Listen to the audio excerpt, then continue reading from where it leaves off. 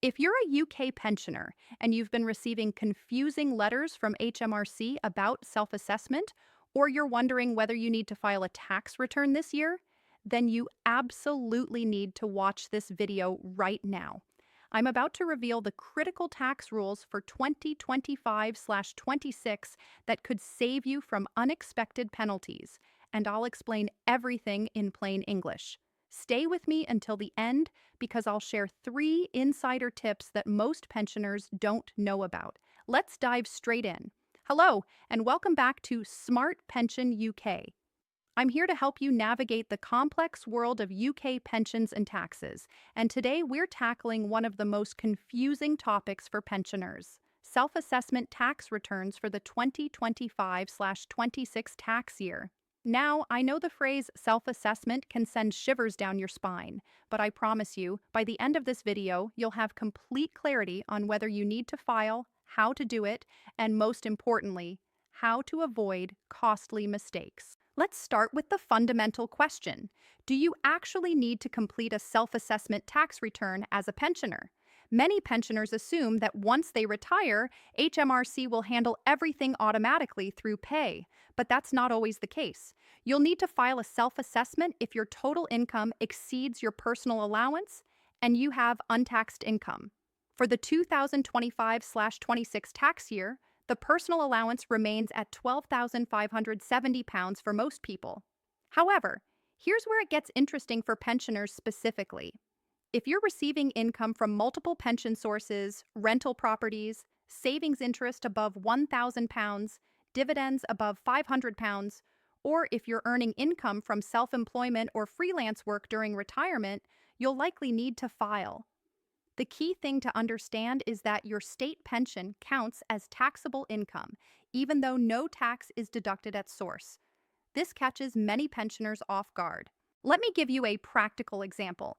Imagine you're receiving the full new state pension of around £11,500 per year, plus a private pension of £8,000. Your total income is £19,500, which is above the personal allowance of £12,570. If your private pension provider hasn't deducted the correct amount of tax through pay, you'll need to report this through self-assessment. Another critical scenario is if you've taken money from your pension pot. Whether you've taken a lump sum, entered drawdown, or purchased an annuity, these actions can trigger a self-assessment requirement. This is especially true if you've used the pension flexibility rules introduced in recent years. Now let's talk about the actual deadlines for 2025/26.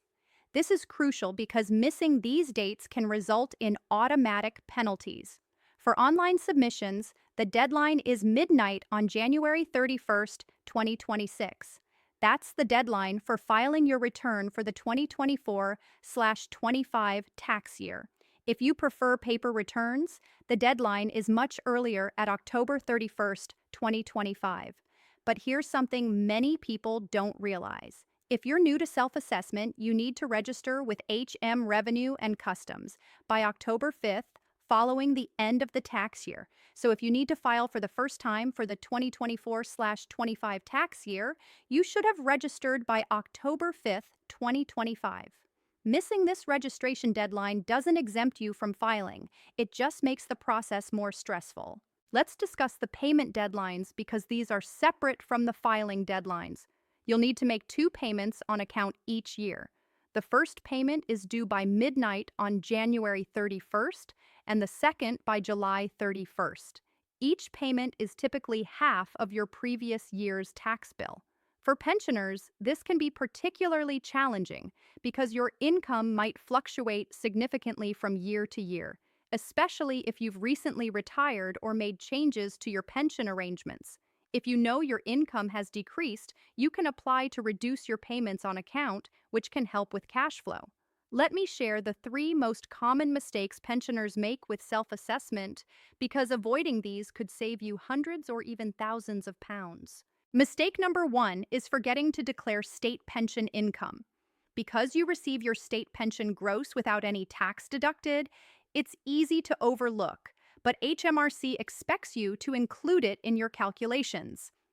Every penny counts toward your total taxable income. Mistake number 2 is not claiming all available tax reliefs. As a pensioner, you might be entitled to marriage allowance if you're married or in a civil partnership, and one of you earns less than the personal allowance. You can transfer 1,260 pounds of your unused allowance to your partner, potentially saving 252 pounds in tax. Many pensioners leave this money on the table simply because they don't know about it. Mistake number 3 is miscalculating pension contributions. If you're still working part-time or you've made personal pension contributions, you can claim tax relief. The annual allowance for 2025/26 is 60,000 pounds or 100% of your earnings, whichever is lower. However, if you've flexibly accessed your pension, the money purchase annual allowance of 10,000 pounds might apply instead. Now, let's talk about what happens if you make an error or miss the deadline. HMRC charges an immediate £100 penalty if your return is late, even if you don't owe any tax. After 3 months, additional daily penalties of £10 per day can apply, up to a maximum of £900. After 6 months, there's a further penalty of 5% of the tax due, or £300, whichever is greater. But here's the good news. If you have a reasonable excuse for being late, such as serious illness or bereavement, HMRC may waive the penalties. You need to explain your situation clearly and provide evidence if requested. For pensioners who find the whole process overwhelming, there are several options for getting help. You can use HMRC's free online self-assessment service, which guides you through each section step by step. Many pensioners find this perfectly adequate for straightforward situations. Alternatively, you can hire an accountant or tax advisor.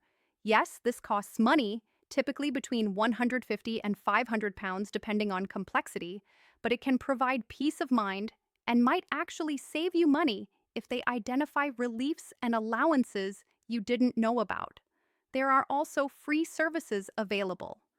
Tax Help for Older People is a charity that provides free independent tax advice to older people on lower incomes. They can be incredibly helpful if you're struggling to understand your obligations. Let me address a question I receive constantly. What if you're living abroad for part of the year? This is becoming increasingly common among retirees who spend winters in Spain or Portugal. Your tax resident status becomes crucial here. If you're spending more than 183 days per year outside the UK, you might not be considered a UK tax resident, which significantly changes your obligations. However, even if you're non-resident, you might still need to file a UK self-assessment if you have UK source income, such as rental properties or UK pensions. The rules around residency are complex, and I'd strongly recommend seeking professional advice if this applies to you. Let's also discuss the high-income child benefit charge, which can catch grandparents off guard. If you're receiving child benefit for grandchildren you're caring for and your income exceeds £60,000, you'll face a tax charge. For every £100 of income over £60,000, you lose 1% of your child benefit, and it's completely withdrawn at £80,000. One area that's changed significantly in recent years is reporting savings interest. Previously, most basic rate taxpayers didn't need to worry about savings interest thanks to the personal savings allowance of £1,000. However, with interest rates having risen dramatically, many pensioners are now exceeding this allowance and need to declare the excess through self-assessment. Here's a practical tip that can save you hassle. If you know you're going to owe less than £3,000 in tax and you're already in the pay system through a pension, you can ask HMRC to collect the tax through an adjustment to your tax code instead of filing self-assessment. This is called simple assessment, and it's much easier than completing a full return. Record keeping is another crucial aspect that pensioners sometimes overlook. You must keep records of all your income and expenses for at least 5 years after the January 31st submission deadline. This includes pension statements, bank statements showing interest, dividend vouchers, and records of any rental income or expenses. Going digital has made self-assessment much more manageable. HMRC's online system allows you to save your progress and return later, automatically calculates your tax, and lets you see previous returns for reference. You can even authorize an accountant or family member to deal with HM revenue and customs on your behalf through the agent authorization system. For those receiving pension credit or other benefits, it's important to understand that how you report your income for tax purposes can affect your benefit entitlement. Sometimes delaying pension withdrawals or structuring income differently can help you maintain benefit eligibility while minimizing tax. This requires careful planning, ideally with professional advice. Let me share a real-world scenario. Margaret is 68 and receives the state pension plus a small occupational pension. She also has rental income from a property she owns. Her total income is £23,000. She needs to file self-assessment because of the rental income. However, she can deduct legitimate expenses like property maintenance, insurance, and letting agent fees. After deductions, her taxable rental income is much lower, reducing her overall tax bill. Without proper record keeping and understanding of allowable expenses, she would have overpaid significantly. Finally, let's talk about planning ahead. The self-assessment system is moving toward making tax digital. While this has been delayed for some groups, it's coming eventually. This means quarterly updates instead of annual returns. For now, pensioners are largely exempt, but it's worth being aware of these changes on the horizon. So there you have it, a complete breakdown of the 2025/26 self-assessment tax rules for UK pensioners.